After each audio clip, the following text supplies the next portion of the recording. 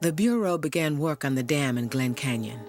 It would generate hydropower for Phoenix and revenue to pay for other dams, and would submerge 186 miles of canyon. The big dam in the Colorado River, the one with the big capacity, would be Glen Canyon Dam, the 26 million acre-foot capacity reservoir, 186 miles long. That was the big one. That was the moneymaker.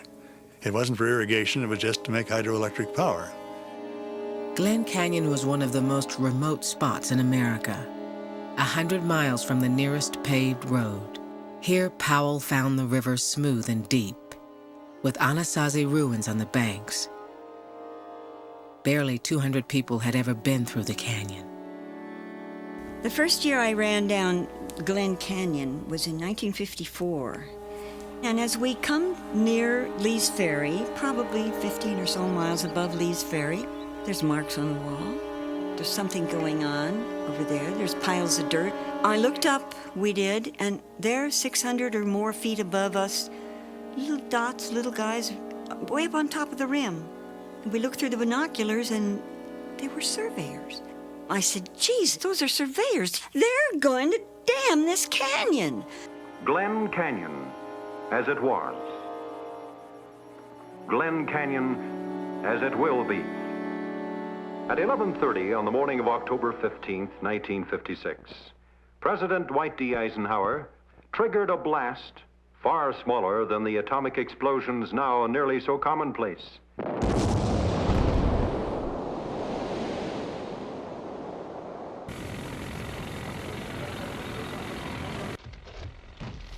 Some of the rock scaling had already been done. I marveled at it because here was a sheer wall, canyon, a muddy river running through it. And I tried to visualize Hoover Dam already in place. That was what we were doing. We were building a duplicate of Hoover. It staggered me to think of the job yet to be done. Reclamation chief was the legendary Floyd Dominy. Floyd Dominy is a household word in the 17 western states, the reclamation area. Kennedy called me the nation's water boy. When Senator Jackson had prevailed on Udall to suggest that maybe it was time for me to retire, all I had to do was alert the White House that these people were twisting my tail and pinching a little, and it stopped. Lyndon took care of it. He's sort of the role model for a lot of ways that the Bureau approached things. It was more of a damn the torpedoes, let's get this son of a bitch built. And he got a lot of it built. Remember that hydroelectric energy is the only pollution-free energy that's created.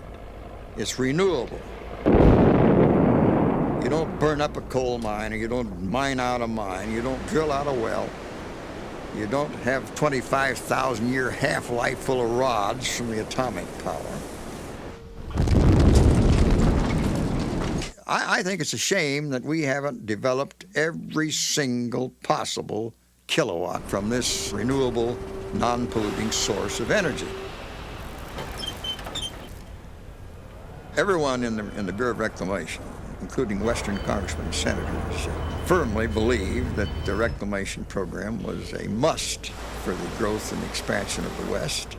And we had no dissenters in the 40s and 50s, early 50s at least. It was everybody gung-ho, and let's get it done.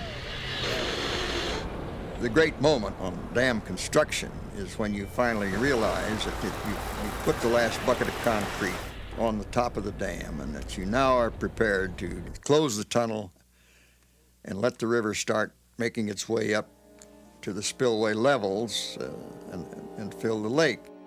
When Glen Canyon Dam was nearly complete, David Brower, executive director of the Sierra Club, visited the condemned canyons for the first time. Brower and the Sierra Club had stopped a dam on the Green River in exchange for not objecting to the dam in Glen Canyon. Glen Canyon used to be filled with beavers. There's no beaver in there anymore. Good fishing in there. It was just a nice, quiet, no rapids to speak of, and some very historic spots in there. It's just a nice place. There must have been 125 to 30 canyons. each one of them with a stream in it. But you walk up this little stream, then you turn left, and suddenly you're in one of the most remarkable places on earth. Huge amphitheater. It's, much bigger than most of the cathedrals I've been in. Just a little slot of sky up on top. A little bit of water coming over a waterfall at the head of this. Up to a slot of smooth sandstone that if you touched it, it just felt like velvet. And above that, a twisting funnel where the light came down first kind of yellow, then kind of dimmer, and then kind of orange. An exquisite place, just about as beautiful as anything the Creator ever dreamed up. Powell had been the first outsider to see Glen Canyon and these dozens of side canyons. Brower would be one of the last. And at Glen Canyon, this was a critical time, and I recall the decision I had to make whether we could close the gates that year or have to wait another year. I'd seen the canyon, I'd seen the side canyons, my family had seen them, I knew what a beautiful place it was. I testified in the lack of comprehensive thinking that had gone into the entire project and came up with very strong arguments for stopping the entire project. But I wanted, at least at the last moment, to appeal to Stuart Udall, and I wanted to get in to talk to him because that was the last day they were going to close the gates and start filling Glen Canyon. And I got to his office but never got to see him because he had this other agenda. Of course, all the upper basin states people and politicians were saying, close the gates, close the gates. And all the downstream people who relied on the water coming on through, don't close the gates, don't close the gates. I did have this last desperate hope that we could stay the closing of the dam, the closing of the river valves, and stop any further filling until we'd thought a little bit harder about the alternatives. And that January of '63, I failed. So Glen Canyon started filling. We finally got an estimate that indicated and that we would get up to power plant intake levels by the end of July. And so I made the recommendation that we close the gates and start filling. But I was the one person who was in position to stop it before they had built the dam. And there's where my big failure was. We had the arguments, we had the votes, and for reasons that I still do not understand, I didn't do what I should have done. I just sat there, and I didn't act. And as our plane glided down into this immense canyon landscape, I could see from afar this plug in the river, the place where Glen Canyon Dam stands. As I look around at this incredibly beautiful and creative work, it occurs to me that this is a new kind of writing on the wall. A kind that says, proudly and beautifully, man was here. We're looking down 583 feet, or 175 meters. Goodbye, Hat. The reservoir was christened 100 years to the day after Powell passed through Glen Canyon. Glen Canyon Dam was built to generate hydropower for homes, industry, and air conditioning in Phoenix, and to power pumps which lift the Colorado 300 miles uphill to new farms and towns in Arizona. Today, 4 million people a year visit Glen Canyon Dam and its lake. But I felt from the very start that it should be Lake Powell because Powell was the man who had made the canyon famous. He was the man who was really the father of the Bureau of Reclamation. He was the one who made the reports to Congress that indicated that the West could never be developed by private enterprise alone, that it would take the power and muscle of the federal government to develop and settle the West properly. So I thought Lake Powell was the proper name for that reservoir. One of the most outrageous things that ever happened was to name the reservoir the Flatwater behind Glen Canyon Dam after John Wesley Powell, a reservoir that flooded some of the things that he thought were the most beautiful he had ever seen. And I'm sure that if he were around, he would be after the person who thought of that idea, and we'd say, you can't do that. Maybe Dominy's Flatwater or something of the sort, but not Lake Powell. When you dam a river, you always lose something. You can't provide something for somebody else and not have somebody in the middle get upset. Senator Goldwater had been a strong advocate for Glen Canyon Dam. It's, I guess, probably one of the most beautiful reservoirs in the world. And as you ride on it, you can see things you could not have seen in the river.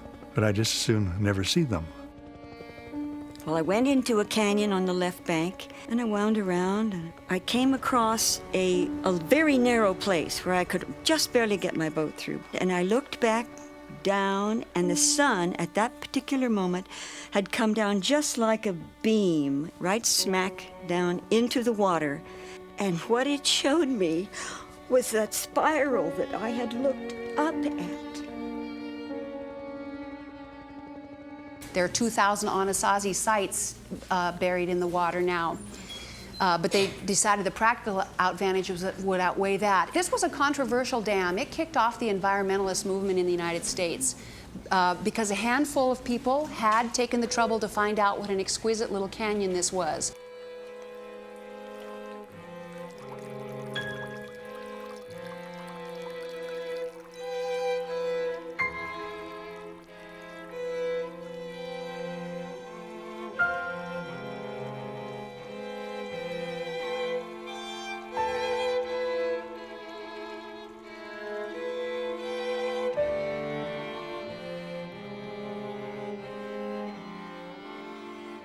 These canyons now lie 600 feet below the surface of Lake Powell.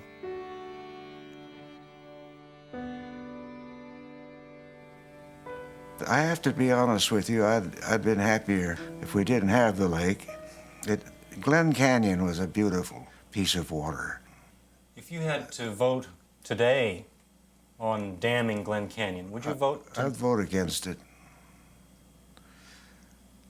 Because I've become convinced that, while water is important, particularly those of us who live in the desert, it's not all that important. 8 million years of geologic change came to a sudden end. Environmental havoc swiftly took hold downstream. For years, the Colorado had run 85 degrees and rich with silt. Now, from the deep reservoir, it runs freezing cold and crystal clear. Most of the native fish, which had evolved over 1 million years in the warm, silty water, vanished into extinction. Lake Powell evaporates 10 feet a year, twice what the city of Los Angeles uses in a year. The violent natural floods which redistributed river sand were replaced by a regulated daily tide, governed not by the rain, but by electric power demand in Phoenix. Would you believe a fish story in which a transport plane is loaded with 400,000 rainbow trout in order to stock a remote lake in Arizona? At a carefully chosen altitude, 650 feet, the adult trout are ready to drop into their new home. Knocked out briefly, 95% of them survived. These flying fish may be the first successful piscatorial airdrop. I had no sympathy for those who felt that nature couldn't be improved upon. Now, I admit that nature can improve upon man. We're probably the supreme being, but in the realm of rivers, I think man can improve upon them. We're not trying to recreate what was here before the dam. That's that's almost impossible to do. But still trying to protect the endangered species and the culture. 40 years ago, there were no studies of the environmental change Glen Canyon Dam would set in motion. National environmental laws did not exist. Now, a Bureau team studies those changes in the river system. Powell's men found the ancient river half a mile wide at its mouth, pouring into the ocean. By 1967, Hoover Dam, Glen Canyon, and 8 other dams stopped the river in a chain of giant reservoirs. Except in very wet years, the Colorado River no longer reaches the sea. The remains of the river vanish into the sand in northern Mexico.